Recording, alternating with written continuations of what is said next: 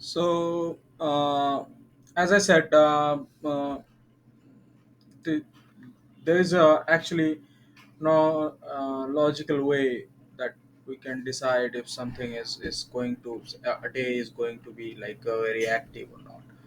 So, but early indications are there that we might see the moves that we expected in the second half yesterday is going to happen today, but it's just that early indications. There is still 2 hours to market opening. That the prices can come back down at any moment in the pre-market itself, and we have obviously the pre-market data releases in the lineup as well. So the jobless claims is forecasted to be lower. Durable goods is forecasted to be much negative. So everything uh, these pre-market results are going to impact how the market is going to open, and we will have to see from there. So whatever we are thinking right now is just based on whatever we have right now. So if we go to the SPY and Nasdaq, they are both opening reasonably well at the moment. About about 0.3% up each.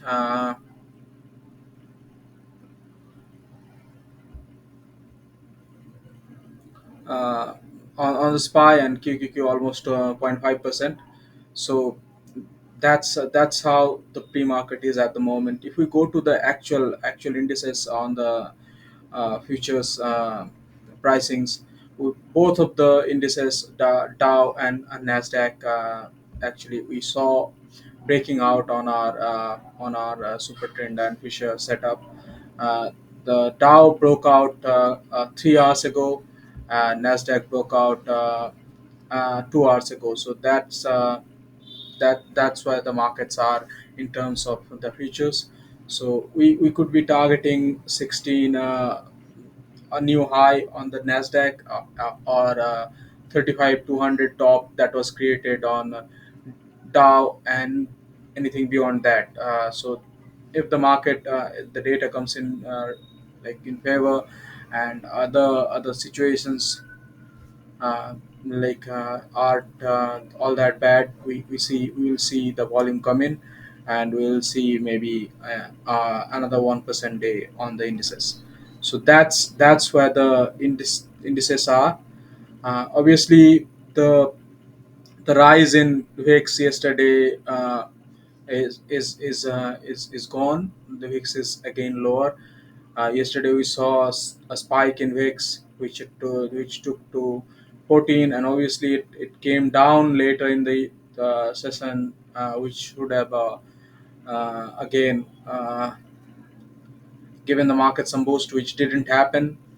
But now, as we are expecting the opening, let's see what happens. So we would also need to follow VIX and how it is doing. If we see a rise, it could mean the market is getting cagier. So apart from those indices, Nvidia is not actually showing very promising signs at the moment.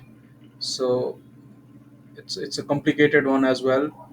If it cannot break above the last high set yesterday at around 505.48.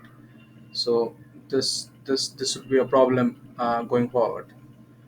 Apart from that, the gold price being that high is also putting a risk of pressure in the market. Uh, and if we go to the other setups on the market, we have uh, which are set up on the shorter time frames. uh, Sorry, it's already there what we had in place from yesterday. So because we are seeing that bounce above these levels, it's expected to test 391 at least. But again, it's easier for us to take the trade slower, or see if it can break this area, and then take the breakout trades. So because it's again in a middle period of a support of a kind, so we need to observe what happens and make decisions based on that. So these are about 1.5 dollars apart on the 0 DT. These are big moves. These are 30-40% on the options movement, and we cannot take these positions lightly. So again, on SPY as well, it's the scene is not too good. We need the price at a support level, or just breaking out of a support level to trade higher. So if it is breaking out of 455, it gives us another sort of confirmation. Or if it is getting supported at 453.5, that is a different kind of confirmation. So these are two areas of interest I would have for this session if we are trading. But other than that, it's a day that could turn out to be interesting, but as well as it's there is a possibility remains that it could turn out again like yesterday and disappoint the market before the uh, holiday tomorrow. But generally, the markets do tend to do well before holidays. So let's see.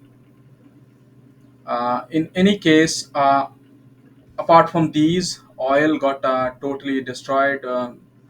And fell almost 3%, more than 3% in the last few hours. Uh, so since the afternoon, which when I left, it came down from 77.5 to almost 75, and it was caught pretty early on the super trend as well. I know I said we had a trade at here at the point, so it was around 77.5, but we got out. We would have gotten out at 77.1, so that's not a big loss we would have gotten. But it obviously got like broken through with the API, which I pointed out earlier in the day. So let's see how the EIA comes on. So EIA is about 3 hours away, and it's expected at 1.75 build up. So these build-ups are consecutive. If we follow the inventories in the last three releases, the inventories have gone up now a lot, about 20 million barrels. So uh, let's see how oil reacts to that as well. So there might be some recovery, but yeah, let's see. Uh, apart so based on that, XOM should also drop, which it has done to 103.5, around 103.44, and it's the same level the bottom was created yesterday. But we have lower prices which could be targeted, but since oil is already showing uh, signs of recovery, I would be careful about that as well. So point of interest levels, these remain are a point of interest at the moment. So 104, 104, and 103, and then 101.7 is are the levels of interest on XOM. So that's what we would want to do. In any case, if you have any further questions, any clarity that is needed, I would be I'd be more than welcome to answers. Thank you.